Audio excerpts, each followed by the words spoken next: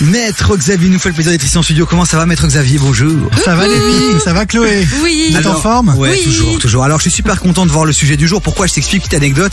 Il y a quelques jours, j'étais à l'ouverture de Big C, qui est un des nouveaux centres de loisirs indoor du côté de Bruxelles, un des plus grands, du côté du shopping d'Anderlecht. Et je vais parce que c'est mon pote qui ouvre cet espace. Et je le vois dans un état pas possible, occupé à chercher en fait 3 gamins qui avaient tagué les murs du laser game. D'accord. Donc moi je m'attendais à avoir des racailles, des gars un peu machin âgés, machin de ça.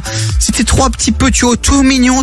Ouais, mignon. C'était amusé. Et alors le truc qui est assez fou, et c'est pour ça que ça m'intéresse de savoir finalement tout ce qui se cache derrière la législation, on appelle les parents, forcément ils sont mineurs, et la maman, la première action, elle dit: ils sont mineurs, vous ne pouvez rien faire. À la place de les réprimander, Tout quoi. à fait, c'est juste fou. Donc voilà, donc c'est une vraie thématique et je pense que c'était le moment d'avoir un peu d'éclaircissement sur ce sujet-là. Donc Maître Xavier, que voulez-vous dire à propos de ce sujet-là?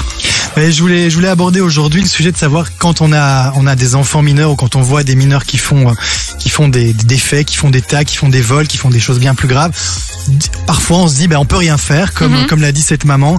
Eh bien c'est pas exactement le cas, hein. Il faut savoir que lorsqu'un mineur commet un fait qualifié infraction, eh bien il peut y avoir la procédure judiciaire qui se met en route, mais il va évidemment pas aller en principe en prison, mais il y a d'autres choses qu'on peut faire. Alors, quelles sont les différentes choses qui peuvent arriver? Il faut d'abord qu'il ait 12 ans. S'il a 12 ans, à ce moment-là, il peut être inquiété. S'il a moins de 12 ans, il ira juste à la police et devra aller s'expliquer, mais il n'y aura pas de mesures. Mais s'il a plus de 12 ans, il peut être placé, c'est-à-dire éloigné de sa famille et mis dans un centre qu'on appelle une IPPJ. Clairement. Alors, c'est quand même assez fou parce qu'aujourd'hui, des enfants de 12 ans, de 11 ans, certains commettent déjà des délits, peuvent commettre déjà des délits qui sont quand même assez important, hein. Donc c'est fou qu'on n'adapte pas. Pour moi, 12 ans, il y a déjà des faits graves qui peuvent être commis. Oui, mais ils peuvent pas être placés, mais il y a d'autres mesures qui peuvent être prises par le tribunal de la jeunesse, hein. Okay. On va juste pas les enlever de leur famille. D'accord. Oui, mais ce qui est parfois compliqué, ça, Xavier, tu me diras si je dis des bêtises ou pas, mais c'est que dans les gens, tu sais, les groupes un peu où t'as les grands qui veulent faire des bêtises, comme ils savent que eux peuvent être réprimandés vraiment par la police et peut-être aller en prison, mais ils font faire ça aux petits justement du groupe ou du quartier, parce qu'ils savent que eux n'auront pas il y aura pas de suite. Alors pas de suite, ça c'est faux, hein. Dès l'instant où les plus jeunes du quartier, ça arrive souvent dans les dossiers de trafic de stupes.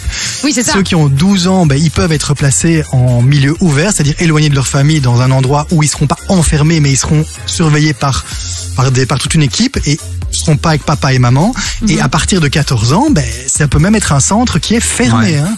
Il y a aussi l'excuse de dire que à 18 ans ou à 16 ans, le casier judiciaire s'efface. Et donc c'est aussi un des arguments qui fait qu'on envoie les petits, parce que derrière on sait très bien qu'à 16 ans, 18 ans, ils repartent à zéro.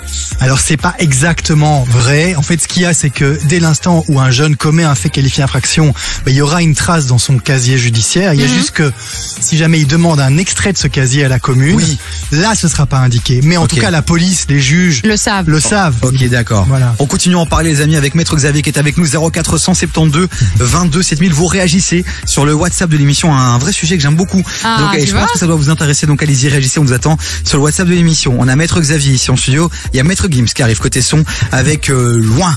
Jusqu'à 19h. Écoute des vies sur KIF. Maître Xavier, notre avocat préféré, votre avocat préféré est avec nous ici en studio. On parle justement de la délinquance et de ce que risquent notamment les gens, donc les enfants de moins de 18 ans. On a beaucoup parlé de ceux qui ont moins de 12 ans, de ceux qui ont entre 12 ans, 14. Voilà, et 16 ans. Qu'en est-il par rapport à la prison? Je pense que c'est un vrai sujet. On peut risquer la prison, on est bien d'accord? On peut risquer la prison à partir de quel âge exactement? En fait, à partir de 16 ans, si le jeune commet une infraction extrêmement grave, comme un meurtre ou quelque chose vraiment de très grave, ou qui récidive, et qu'on peut se dire, ça sert à rien de le suivre par le tribunal de la jeunesse, d'essayer de le comprendre, de mieux l'éduquer. On va simplement se dire qu'on c'est peine perdue. On peut à ce moment-là le renvoyer devant 3 juges qui vont pouvoir décider de faire de prendre toutes les peines qui existent pour les adultes et notamment la prison. Moi, la question que je me pose, c'est qu'est-ce qui se passe, parce qu'on sait que parfois la justice est quand même lente. Est-ce que c'est rapide à ce niveau-là ou ça prend du temps? Et du coup, qu'est-ce qui se passe pour le jeune entre le moment où il est jugé et le moment des faits et le moment où il est jugé? Alors, il peut être placé en milieu fermé, okay. Puis il va être dessaisi par le juge de la jeunesse qui va dire moi je sais rien en faire.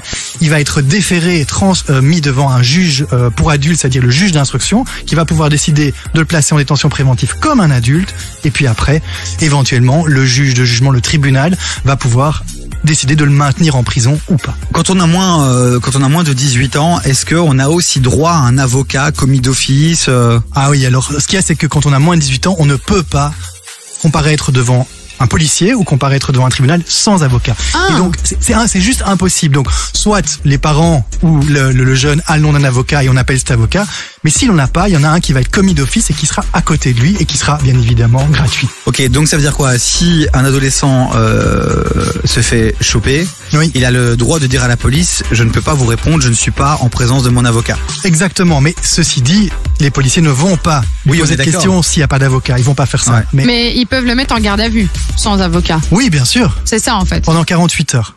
Ils ont 48 heures pour le Oui. mettre en garde à vue et après un avocat vient. Non, 48 heures pour être privés de leur liberté. Et dans ce délai de 48 heures, en fait, c'est dans les 12 heures, hein. Ok. Il va y avoir un avocat qui va arriver, même parfois dans les 2 heures, si on l'appelle, il a 2 heures pour arriver. Enfin, dès l'instant où ils ont envie de l'entendre, l'avocat a 2 heures pour arriver, et à ce moment-là, il est entendu. Ok. On n'est pas là pour donner des bons plans finalement aux délinquants, mais c'est juste Ah pour non. bien comprendre si par exemple donc cet enfant est arrêté, cet adolescent, la police l'interroge, lui met la pression pour savoir, l'enfant répond, mais derrière c'est une faute grave finalement de la police. Tout à fait. Mais la D'accord. police ne peut pas interroger Elle ne le un fait pas, mineur. alors, Non, ok. elle ne le fait pas. Ok, d'accord.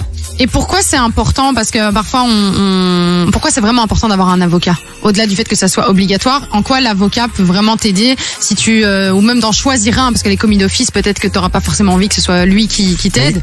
En quoi c'est important, en fait, de bien choisir son avocat aussi à ce moment-là? Mais l'avocat te connaît, prépare avec toi avant d'aller à la police. Si t'es arrêté, bien évidemment, là c'est plus compliqué. Mais si tu sais que tu vas te faire arrêter, le jeune peut aller voir l'avocat avant, puis se rendre et puis aller avec l'avocat de son choix à la police. Et il va connaître la famille du jeune, les circonstances particulières, va bien connaître le jeune, parce que s'il prend un commis d'office, ils auront 30 minutes pour faire connaissance, pour tout expliquer, et puis ça se termine. Ça peut pas durer 10 heures. Tandis que s'il va au cabinet avant de l'avocat, ils peuvent vraiment prendre le temps de préparer une bonne défense. Une dernière question, mais vraiment, parce qu'on va déjà devoir te libérer, enfin vous libérer, Maître Xavier. C'est vraiment con ce que je dis, hein, mais un peu comme une assurance. Est-ce que ça a du sens, par exemple? Alors je sais, quand on est parent, on va se dire, mais non, mes enfants ne feront jamais rien, il y aura jamais. Est-ce qu'en tant que parent, ça a du sens de dire potentiellement ça peut arriver parce que je ne gère pas les fréquentations de mon enfant? Est-ce que ça a du sens de dire, tiens, par précaution, je vais déjà choisir, quoi qu'il arrive, un avocat qui connaît déjà un peu, comme tu disais, l'histoire de la famille, etc., qui peut alors à tout moment, s'il se passe quelque chose, être activé pour venir. Est-ce que ça a du sens de le faire en prévention? Voilà, c'est ça. Moi, je dirais que si le jeune a des problèmes, ça peut avoir du sens. Ok. S'il y a pas du tout de problème, ça n'a pas de sens. Ok, d'accord. Mais je veux dire, si on se dit, il y a peut-être un problème où on a entendu dire que, là, oui, il faut. D'accord. Ça peut être pas mal de venir voir l'avocat. Eh ben, merci, Maître Xavier, d'être passé ici dans nos studios et d'avoir abordé ce sujet-là. Vous réagissez sur Avec WhatsApp de plaisir. l'émission 0472 22 7000, et puis Maître Xavier qu'on peut retrouver sur les réseaux sociaux, Chloé. Mais bien sûr, Maître Xavier, tout simplement. Et donc, si vous avez besoin d'un avocat pour vos jeunes et pour les jeunes en général, n'hésitez pas à aller le contacter.